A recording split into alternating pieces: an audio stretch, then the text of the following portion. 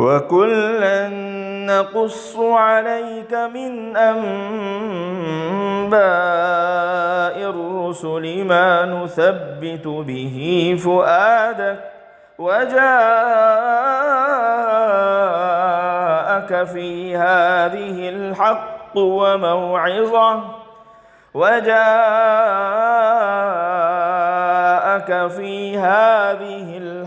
وَمَوْعِظَةٌ وَذِكْرَىٰ لِلْمُؤْمِنِينَ۔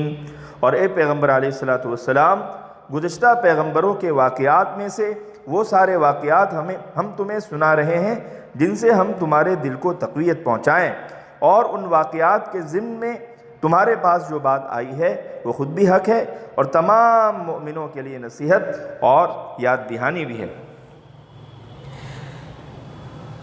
اس آیت کریمہ میں جو قرآن پاک کے اندر نبیوں کے قصے بیان کیے گئے ہیں، ان کی حکمت اور ان کے فائدے بتلائے جا رہے ہیں کہ بہت سارے انبیاء اور بہت سارے رسولوں کے قصے ان آیات میں مذکور ہوئے۔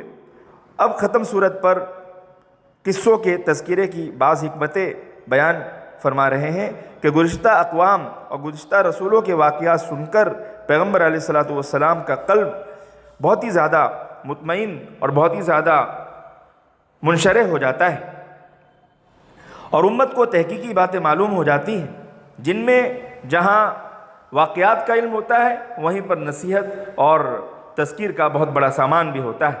آدمی جب سنتا ہے کہ میرے اپنے لوگ جو ہم سے پہلے گزرے ہیں، نوح علیہ السلام کی اولاد گزری ہے، فلاں فلاں گناہوں کی پاداش میں اور فلاں فلاں جرموں کی سزا میں ہلاک ہو چکے ہیں، تو پھر ایسے گناہوں سے ہمیں بھی بچنے کی کوشش کرنی چاہیے۔ اور جب وہ ان واقعات کو پڑھتا ہے تو یہ بھی دیکھتا ہے کہ فلاں راستے پر چل کر پچھلے لوگوں کو نجات ملی تو طبعاً اس کی طرف یہ بھی دوڑنے لگتا ہے۔ حقیقت میں قرآن کریم میں قصص کا حصہ اور انبیاء اور رسولوں کے واقعات اس قدر مؤثر اور اس قدر نصیحت آموز واقع ہوئے ہیں کہ کوئی شخص جس میں تھوڑا سا بھی آدمیت کا جز ہو اور خوف خدا کی ذرہ برابر بھی کڑھن ہو تو یقیناً وہ ان آیات کو، ان واقعات کو، ان احکامات کو اور ان قرآنی آیتوں کو سن کر متاثر ہوئے بغیر نہیں رہ سکتا۔ باقی قصے یا بعض دوسرے مضامین کی تکرار جو قرآن کریم میں پائی جاتی ہے، یقیناً اس کے اندر بھی اللہ تعالیٰ کی حکمت اور نصیحت اور موعظت چھپی ہوئی ہے، اور جو سمجھنے والے ہیں ان کے لیے بہت بڑا اس کے اندر سامان۔ وَقُلْ لِلَّذِينَ لَا يُؤْمِنُونَ اعْمَلُوا عَلَى مَكَانَتِكُمْ إِنَّا عَامِلُونَ وَانتَظِرُوا إِنَّا مُنتَظِرُونَ۔ اور جو لوگ ایمان نہیں لا رہے ہیں ان سے کہو کہ تم اپنی موجودہ حالت پر عمل کیے جاؤ، ہم بھی اپنے طریقے پر عمل کر رہے ہیں، اور تم بھی اللہ کے فیصلے کا انتظار کرو، ہم بھی انتظار کر رہے ہیں۔ اللہ تعالیٰ نے ان دونوں آیت کریمہ میں حضور اکرم صلی اللہ تعالی علیہ وسلم کو توکل کا حکم دیتے ہیں اور فرماتے ہیں کہ اگر میری بات نہیں مانتے تو بہتر ہے کہ تم اپنی ضد پر جمے رہو، میں اپنے معاملات پر اور اپنے عبادات پر اور اپنے مقام پر جمے رہتا ہوں، نیز تم میرے لیے حوادثات دہر کا انتظار کرتے رہو اور میں تمہارے انجام بد کا انتظار کرتا ہوں۔ چند روز میں پتہ چل جائے گا کہ ظالموں کا اونٹ کس کروٹ بیٹھتا ہے۔ یتربص بکم الدوائر علیہم دائرۃ السوء۔ پتہ چلا کہ اللہ تعالیٰ نے ان کو بار بار سمجھایا، موقع دیا، اگر وہ نہیں مانتے تو ان کو اپنے حال پر چھوڑ دینا ہے۔ ہم اپنے احکام کے پابند ہیں اور اللہ تعالیٰ نے جن جن باتوں کا ہمیں حکم دیا ہم انہیں پہنچانے کے پابند ہیں، باقی ان پر عمل کرانا نہ کرانا یہ ان کا اپنی ذات کا معاملہ ہے۔ اگر وہ عمل نہیں کرتے تو پھر انتظار کرتے ہیں کہ کون کس کروٹ جاتا ہے اور اونٹ کس کروٹ بیٹھتا ہے۔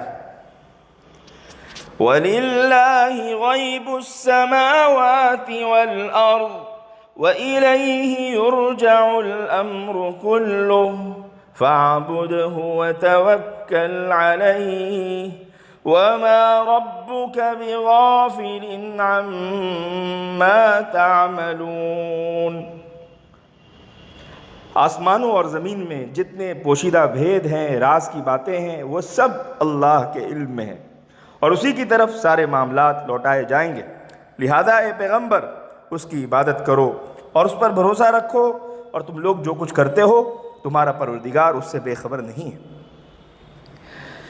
اس آیت کریمہ میں بھی اللہ تعالیٰ نے حضور اکرم صلی اللہ تعالیٰ علیہ وسلم کو توکل کا اور عبادت کا اور اپنے کاموں میں لگے رہنے کا حکم دیا کہ آپ ان کے کفر و شرارت سے دلگیر مت ہوئیے، بلکہ اپنا کام کیے جائیے اور ان سب کا فیصلہ خدا کے حوالے کر دیجیے۔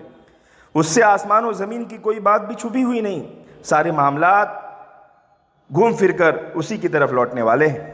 یقیناً ان سب لوگوں کو جنہوں نے کفر و شرارت سے اپنے آپ کو مطمئن کر لیا ہے، ان لوگوں کو پتہ لگ جائے گا کہ وہ کس خط میں اس دنیا میں پڑے ہوئے تھے۔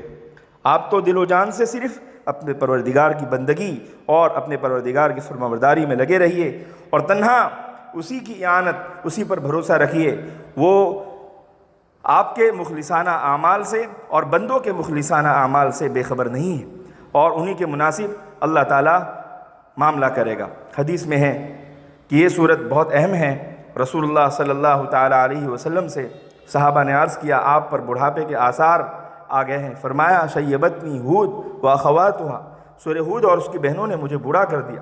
بعض علماء نے لکھا ہے کہ سورہ ہود کی جس آیت نے آپ کو بوڑھا کر دیا وہ تھی فاستقم کما امرت ومن تاب معك ولا تطغوا انه بما تعملون بصیر۔ یہ آیت جہاں گزری ہے وہاں پر بھی یہ مضمون آپ کے سامنے بیان کیا گیا ہے، اور ان آیات کے اندر اللہ تعالیٰ کی طرف سے زبردست باتیں اور انعامات ہے۔ اور ایک بہت بڑا سبق یہ ہے کہ جب کوئی دعوت پیش کرے اور لوگ اسے قبول نہ کرے، پھر بھی وہ ان پر محبت کے پھول پھینکے اور لوگ اس کے راستے میں نفرت کے کانٹے بچھائے، وہ لوگوں پر پیار کی شبنم نثار کرتا رہے اور لوگ اس کی طرف دشمنی کے شعلے پھینکتے رہیں، تو فطری بات ہے کہ اس سے انسان رنجیدہ تو ہوتا ہے اور دل کا آبگینہ چور چور ہو ہی جاتا ہے۔ انسان فطرت کے لحاظ سے یہ کیفیت ہر ایک انسان پر گزرتی ہے اور کوئی انسان اس سے چھٹکارا حاصل نہیں کر سکتا۔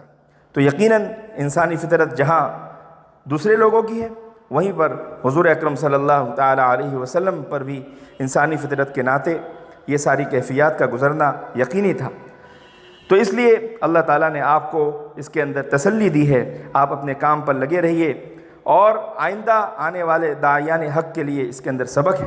اسی لیے گزشتہ انبیاء کی یہ سرگزشتیں اور یہ واقعات سنائے جاتے ہیں تاکہ آپ کی اور آپ کی امت میں پیدا ہونے والے داعیوں کی دلداری اور ان کی تسلی ہو، اور ایسی باتوں سے ان کے حوصلے بالکل ٹوٹنے نہ پائے، بلکہ وہ اپنے کام میں ہمیشہ لگے رہیں۔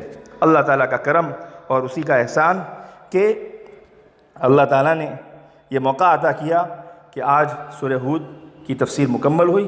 انشاءاللہ بہت جلد سورہ یوسف کی تفسیر بھی شروع کی جائے گی۔ وآخر دعوانا ان الحمد للہ رب العالمین۔